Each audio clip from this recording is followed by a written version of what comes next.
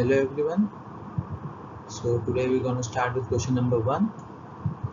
In this, the question states a man grows into a giant such that his linear dimensions increase by a factor of 9.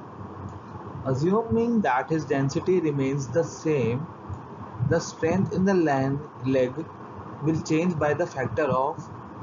So we have to we have to calculate the stress.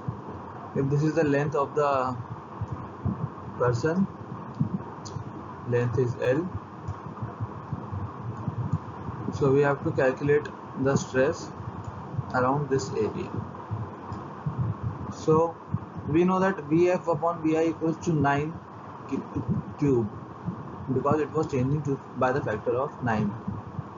So dimensions and therefore we have been given the dimensions remain the same.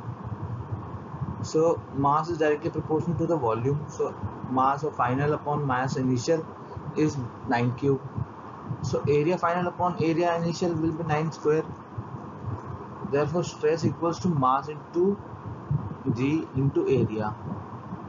Therefore neta square upon neta 2 upon neta 1 equals to mf upon mi mass final upon mass initial upon area initial upon area final. That will be 9 cube upon 9 square.